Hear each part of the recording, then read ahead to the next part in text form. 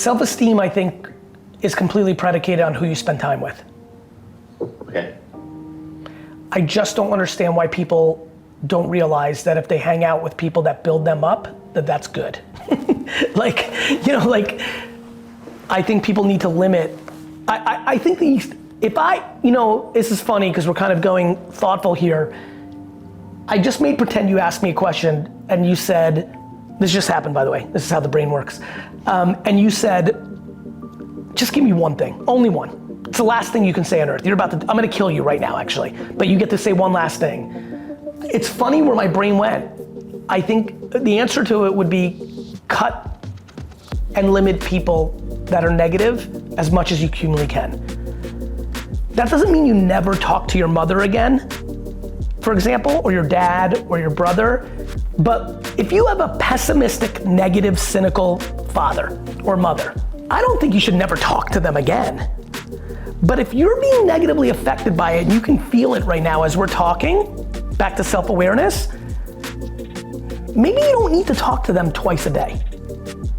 Maybe if your older brother is just Debbie Downer, maybe you don't need to text him 6 times a day where he's just texting like, did you see? Like maybe you could talk to him once a week.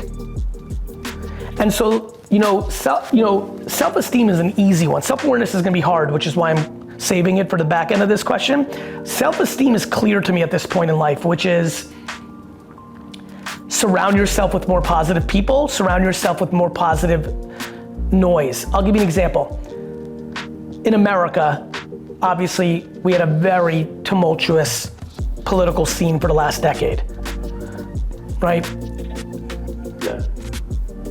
It was fascinating to me how many people stopped watching the news, stopped looking for the content on social, and went back to just watching Netflix or listening to music or listening to podcasts from David or other people that were positive, how much it impacted their lives. Because I talk about this a lot, the amount of emails, DMs, and conversations I've had with people who've now begun to limit how much they consume around politics and world events, and have gone back to leisure, sports, positive podcasts, lightweight movies, and how much better their lives are is profound. And I think that's how you become someone who can build self-esteem. You need to understand that everything that comes into your body, like food, from a communication and energy standpoint, is affecting you. And if you start hanging out with people that want you to win, you will have more self-confidence. If someone's telling you you're beautiful versus telling you you're ugly, if someone's telling you you're awesome instead of you suck, you're a different person. Yeah. Self-awareness is much harder. The only thing I've ever seen that's worked is making people that know you the best feel so safe when you ask them for critical feedback. Like you literally tell them like, no, I know Johnny, I know you're my best friend, and I know you think I'm just joking when you're about to shit on me right now. You think I'm gonna flip and you're gonna blame me for putting you in that position, but I'm telling you the truth. I don't know if I'm a good artist or I don't know if I'm good at this job. Just tell me what you think. And then also doing that with 10 people because you know that people have different opinions. That's been one of the things I've thought about. Creating a safety net for people that know you best to actually give you candorous feedback, but not letting one opinion in that environment carry the day, getting that from 10 people. And then if all 10 of them say that you're a little lazy and you don't see it, there's probably a good chance you're lazy. Awesome. I might take a turn back into the marketing for the end. So right now, what are you seeing in terms of what platforms where we should pay our attention to in terms of creating content? For Australia, Facebook Reels, YouTube Shorts, LinkedIn are 3 that are completely underpriced, and you can get a lot more awareness for your bang for the buck of the content you make. Those 3. Okay. And is that still a focus on organic or also paid ads or both? Both, starting with organic, and when something over indexes, then put paid against it.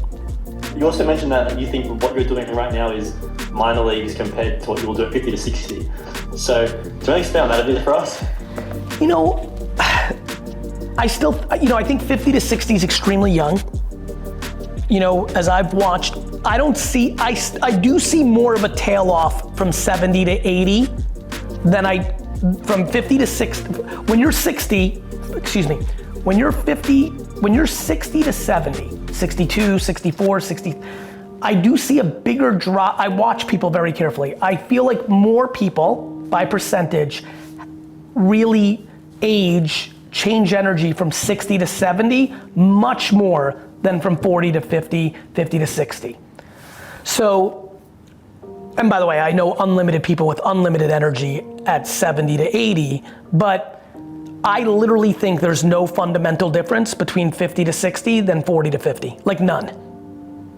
No, now, when I say these things, I hope everyone who's listening understands, of course for individual people, there's a million variables. There's some people that age crazy between 20 and 30, like things happen, but I have gotten so much stronger in my emotional and tactical business capabilities professionally in each decade. I can't believe how much more impact, how much more capable I am between 40 and 50 than I was between 30 and 40. And between 20 and 30, I was a killer from 20 to 30, but that killer would have been knocked out in the first round by 30 to 40-year-old me, and 30 to 40-year-old me would have been knocked out in the third round by 40 to 50-year-old me. I just feel like 50 to 60-year-old me is gonna be a fucking juggernaut.